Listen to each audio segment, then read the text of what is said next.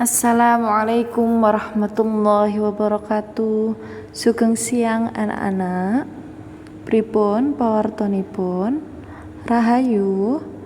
Mohon maaf sekali nggih, untuk minggu kemarin ada sedikit kendala. Dan juga apakah anak-anak kemarin sudah mendengarkan rekaman Ustadzah menjelaskan tentang Al-Alim dan As-Sami'? Sebelum Ustadzah menambah materi pada hari ini, seperti biasa kita melafalkan doa terlebih dahulu. Sikap doa, tangan diangkat, kepala ditundukkan. Bismillahirrahmanirrahim. Allahumma ftah alaina hikmatak wasyur alaina min khazaini rahmatik ya arhamar rahimin. Rabbana zidna ilma warzuqna fahma waj'alna min ibadika sholihin birahmatika ya arhamar rahimin walhamdulillahi rabbil alamin. Anak-anak, kemarin kita membahas tentang Al-Alim dan As-Sami'. Al-Alim dan As-Sami' adalah Asmaul Husna, yaitu nama-nama Allah yang baik. Nah, Al-Alim itu memiliki arti maha mengetahui, dan As-Sami' artinya adalah maha mendengar. Jadi Al-Alim itu Asmaul Husna yang artinya maha mengetahui. Jadi Allah itu maha mengetahui apa yang terlihat oleh manusia ataupun tidak, apa yang terlihat oleh makhluknya ataupun tidak, baik itu di dalam hati ataupun suatu perbuatan. Jadi Allah itu tahu semuanya. Meskipun sampean berkata dalam hati, Allah pun tahu, nggih. Jadi Al-Alim itu Allah Maha tahu. Jadi Maha tahu apa saja yang tidak terlihat, nggih. Apa saja yang tidak diketahui oleh orang lain, Allah tetap tahu, nggih. Kemudian As-Sami', Allah Maha mendengar. Jadi ketika sampean berdoa, Allah pasti mendengarkan doa sampean. Ketika sampean mengolok-olok temannya, Allah juga mendengarkan olokan sampean itu. Jadi perbuatan yang dilakukan, baik yang hanya niat di dalam hati, itu Allah tahu semuanya. Karena Allah Maha mengetahui dan Maha mendengar, nggih. Baik itu suaranya kecil, walaupun sampean tidak terdengar suara itu, tapi Allah mendengarkan suara itu. Dan Allah mendengarnya tidak menggunakan alat seperti kita. Kalau kita menggunakan telinga, kalau Allah tidak memerlukan telinga, karena telinga adalah ciptaan oleh Allah. Hari ini kita membahas tentang peduli terhadap sesama dan bersyukur. Ketika kita peduli terhadap sesama dan bersyukur, Allah pasti tahu, karena Allah Al-Alim, yaitu Maha mengetahui. Selain itu Allah juga As-Sami', yaitu Maha mendengar, nggih. Sikap peduli terhadap sesama. Peduli adalah memperhatikan, sedangkan sesama adalah makhluk hidup. Jadi yang dimaksud peduli terhadap sesama yaitu memperhatikan sesama makhluk hidup yang kekurangan atau yang membutuhkan perhatian.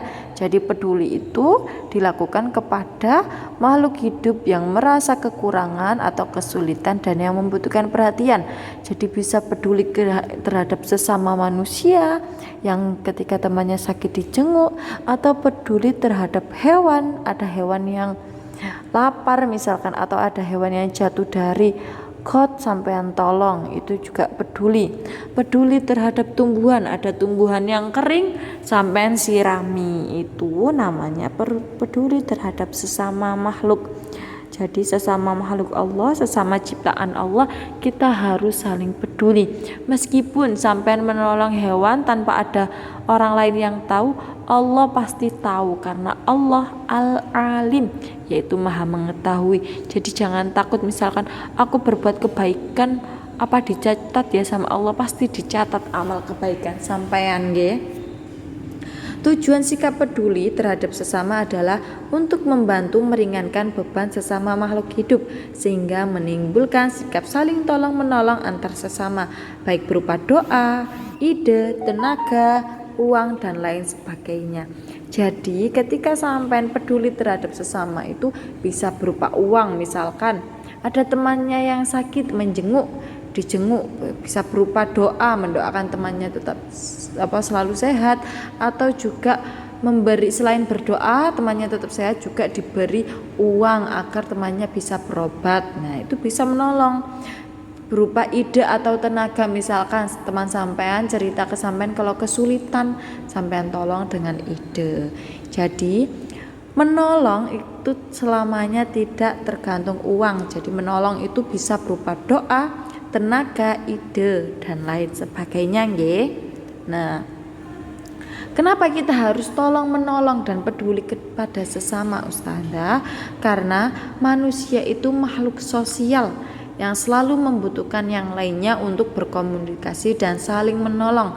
Tidak mungkin bisa hidup manusia itu ketika tidak ada komunikasi kepada sesama. Misalkan sampean niki nggih hidup di dunia tapi tidak pernah meminta tolong ke siapa-siapa, tidak pernah minta tolong ke mama, ke papa, terus sudah pengen hidup sendiri, pasti tidak bisa. Pasti semua butuh komunikasi. Komunikasi itu apa, Ustazah? Komunikasi itu ngobrol, berbicara, itu komunikasi, nggih. Nah, selanjutnya hablum minan nas. Jadi ketika sampean peduli terhadap sesama itu hablum minan nas. Apa sih hablum minan nas itu? Sikap peduli terhadap sesama. Jadi hablum minan nas itu bahasa Arab dari sikap peduli terhadap sesama. Hablum minan nas, hubbun, cinta, minan nas, kepada manusia. Jadi peduli terhadap manusia, menyayangi manusia, sesama manusia, yaitu hubungan baik dengan manusia. Jika itu dilakukan, maka hidup kalian bermanfaat bagi orang lain. Pasti sampean inginkan hidup bermanfaat, pasti hidup bermanfaat untuk orang lain itu tidak melulu harus menjadi orang yang sukses dulu, nunggu jadi orang dewasa dulu, tidak perlu. Mulai umur sekarang pun sampean bisa menjadi orang yang bermanfaat untuk orang lain dengan menolong, peduli terhadap sesama, baik dengan doa, ide, perbuatan, ataupun uang. Sebagaimana yang dijelaskan dalam hadis berikut, An Jabir qala Rasulullah sallallahu alaihi wasallam, khairun nas anfa'uhum linnas. Diingat-ingat, rawahu Ibnu Hibban. Dari Jabir berkata, Rasulullah bersabda, sebaik-baik manusia adalah yang paling bermanfaat yang bagi manusia yang lain. Diingat-ingat, kalau misalkan besok ada soal hadis tentang peduli terhadap sesama, khairun nas anfa'uhum linnas. Diulangi lagi, coba dilafalkan 3 kali. Khairun nas anfa'uhum linnas. Pintar. Sebaik-baik manusia adalah yang paling bermanfaat bagi orang lain. Pintar. Kemudian ada hadis lagi, Anin Nu'man bin Bashir qala Rasulullah sallallahu alaihi wasallam, taral mu'minina fi tarahumihim wa tawaddihim wa ta'atufihim kama sali jasadi idashtaka udwan tada'a lahu sa'iru jasadihi bisyahri wal humma. Rawahul Bukhari. Artinya, dari An-Nu'man bin Bashir berkata, Rasulullah bersabda, kamu akan melihat orang-orang mukmin dalam hal saling mengasihi, mencintai, dan menyayangi bagaikan satu tubuh. Apabila ada salah satu anggota tubuh yang sakit, maka seluruh tubuhnya akan ikut terjaga dan panas. Nah, jadi hadis ini menjelaskan bahwasanya kita, contohnya orang yang peduli terhadap sesama, yaitu dia yang saling mengasihi, saling mencintai, dan saling menyayangi. Jadi ketika misalkan temannya sakit, dia ikut merasakan sakit. Jadi ketika temannya susah, dia ikut merasakan susah, jadi ikut membantu. Penjelasan tentang peduli terhadap sesama itu juga dijelaskan di dalam Al-Quran, karena itu perintahnya Allah untuk orang-orang mukmin seperti kita. Bagaimana surah Al-Kautsar yang pertama ayatnya adalah Inna a'tainakal kautsar. Artinya, sungguh kami telah memberimu Muhammad nikmat yang banyak. Fasholli li rabbika wanhar. Maka laksanakan sholat karena Tuhanmu dan berkorbanlah sebagai ibadah dan mendekatkan diri kepada Allah.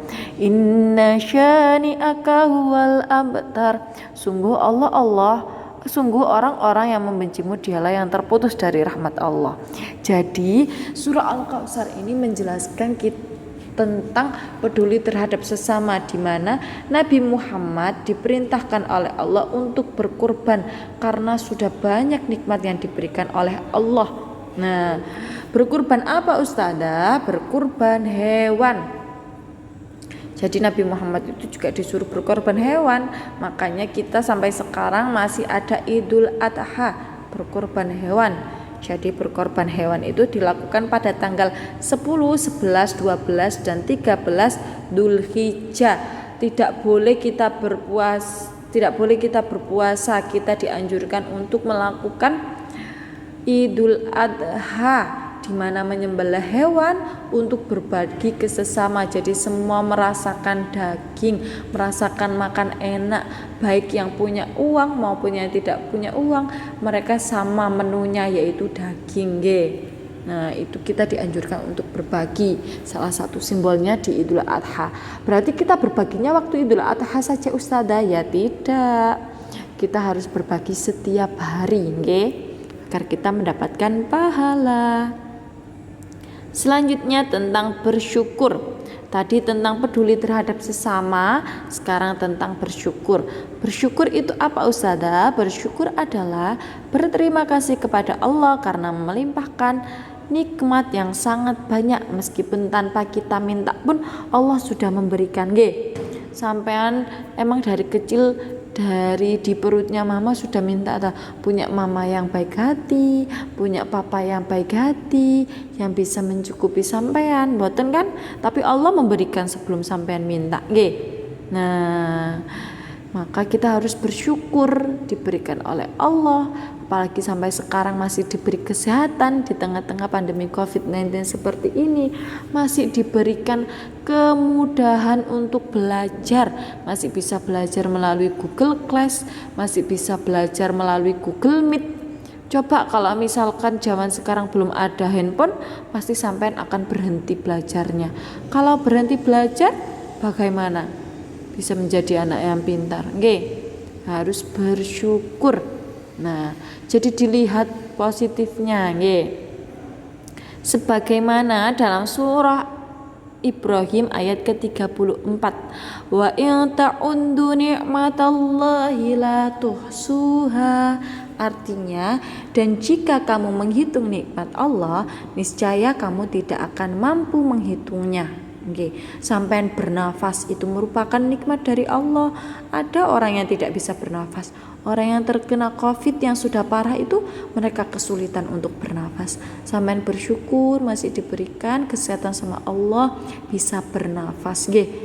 Emang sampean pernah minta ke Allah, ya Allah semoga aku setiap hari bisa bernafas, atau setiap hari apakah sudah bersyukur, alhamdulillah hari ini aku masih bisa bernafas, masih bisa melihat, masih bisa mendengar, masih bisa jalan.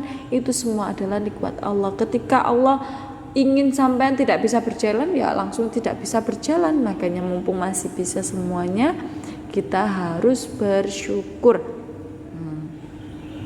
Bersyukur, Kemudian dijelaskan juga dalam surah Ibrahim, wa in ta'annana rabbukum la in syakartum la azidannakum wa la in kafartum inna 'adzabi lasyadid. Dan ingatlah ketika Tuhanmu memaklumkan, sesungguhnya jika kamu bersyukur, niscaya aku akan menambah nikmat kepadamu. Tetapi jika kamu mengingkari, maka pasti azabku sangat berat. Jadi di surah ini dijelaskan juga, sama-sama surah Ibrahimnya dijelaskan ketika kita bersyukur, kita akan ditambahi nikmatnya oleh Allah. Tapi ketika kita tidak bersyukur, maka azab akan datang kepada kita. Azab itu apa Ustazah? Azab itu hukuman karena sampean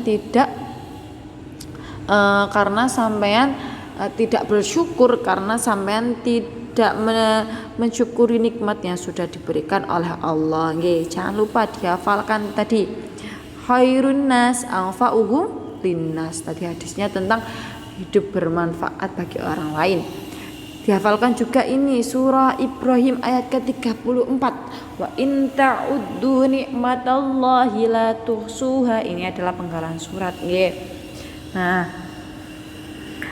cara bersyukurnya dengan bagaimana Ustazah? Cara bersyukur itu macam-macam, bisa melalui hati, bisa melalui lisan, dan juga bisa melalui perbuatan.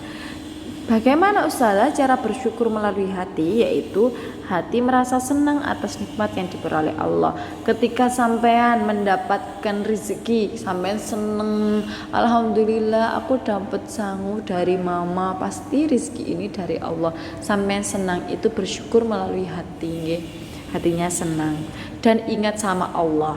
Jadi bersyukur melalui hati itu, hati sampean senang dan ingat kepada Allah. Ingat kalau itu yang memberikan itu Allah, melalui mama, melalui ayah.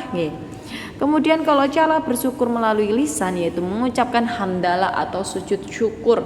Jadi sampean misalkan mendapat apapun itu selalu mengucapkan alhamdulillahirabbil alamin. Itu cara bersyukur dengan lisan. Jadi diucapkan di mulut, atau dengan sujud syukur. Sujud syukur kan perbuatan Ustazah. Iya, tapi kan sampai melafalkan doanya di sujud syukur, Nah, kemudian yang ketiga perbuatan. Caranya bagaimana Ustazah? Memanfaatkan nikmat sesuai dengan tujuan atau fungsinya. Contohnya Ustazah, misalkan sampai diberi oleh Allah telinga untuk mendengarkan. Jadi ketika sampean diberi Allah telinga, sampean gunakan untuk sesuatu yang bagus-bagus, Ketika sampean diberi Allah mata, digunakan untuk melihat yang bagus-bagus. Ketika sampean diberikan oleh Allah akal, maka gunakan berpikir yang bagus-bagus. Contohnya, misalkan Allah memberikan sampean tangan, tugasnya untuk menulis yang bagus-bagus, yaitu menulis pelajaran, menulis surah-surah Al-Quran. Tidak boleh menulis omongan kotor, tidak boleh, Seperti misalkan sampean diberikan oleh Allah telinga, ketika guru menjelaskan, sampean dengar, itu merupakan memanfaatkan nikmat sesuai dengan tujuan dan fungsinya, bukan untuk mendengarkan temannya yang sedang mengobrol sendiri. Jadi gunanya telinga untuk mendengarkan sesuatu yang bagus seperti itu. Nah, jadi seorang muslim itu harus selalu mensyukuri nikmat yang diberikan oleh Allah, karena jika tidak mau bersyukur maka Allah akan mengazabnya, yaitu siksa untuk umat yang melanggar perintah Allah. Dari sini sudah paham, Jadi ketika kita bersyukur baik secara hati, lisan atau perbuatan, pasti Allah tahu, karena Allah Maha mengetahui. Misalkan sampean pakai hati aja, Allah juga mendengarkan suara hati sampean. Jadi jangan khawatir, Jadi sampean itu harus selalu bersyukur.